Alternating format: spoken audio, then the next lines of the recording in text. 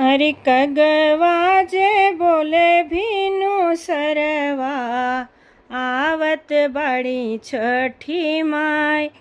कगवा जे बोले भीनु सरवा, आवत बाड़ी छठी माय, आवत बाड़ी छठी माय।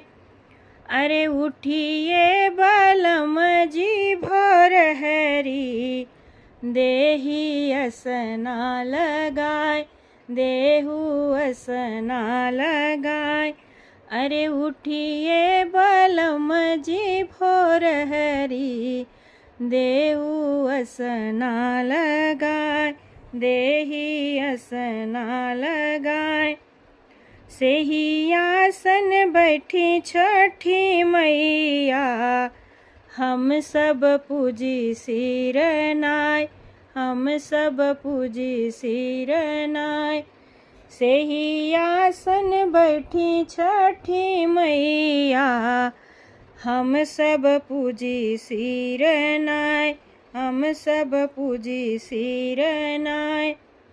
अरे कगवा जो बोले भीनु सरवा, आवत बाड़ी छठी माय, आवत बाड़ी छठी माय। अरे उठिए न सासू जी भोर हरी, देहु चूल्हा जलाय, देहु चूल्हा जलाय। अरे उठिए न सासू जी भोर हरी, देहु चूल्हा जलाय, देहु चूल्हा जलाय।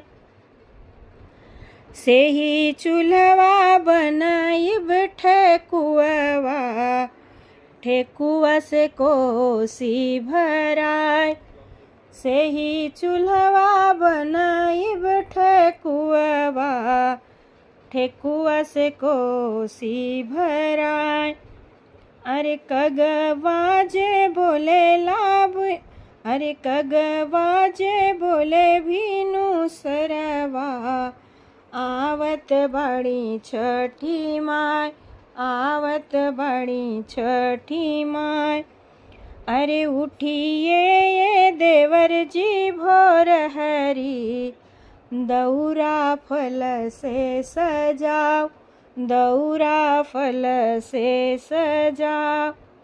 सेही दौरा सिर पे उठाई, दौरा घाटे पहुँचाओ, दौरा घाटे पहुँचाओ। सेही दौरा सिर पे उठाई, दौरा घाटे पहुँचाओ। अरे कगवा जे बोले भीनु सरवा, आवत बाड़ी छठी माय, आवत बाड़ी छठी माय। अरे उठिए न बेटा जी भोर हरी, पहिरौ पियरी रंगाय, पहिरौ पियरी रंगाय।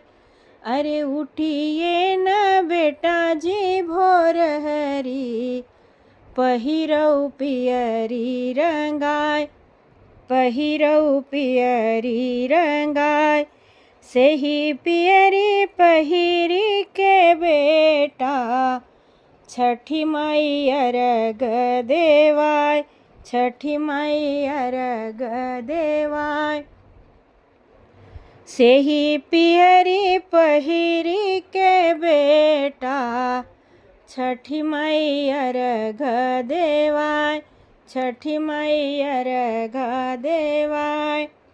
अरे कगवा जे बोले भीनु सरवा, आवत बाड़ी छठी माय, आवत बाड़ी छठी माय।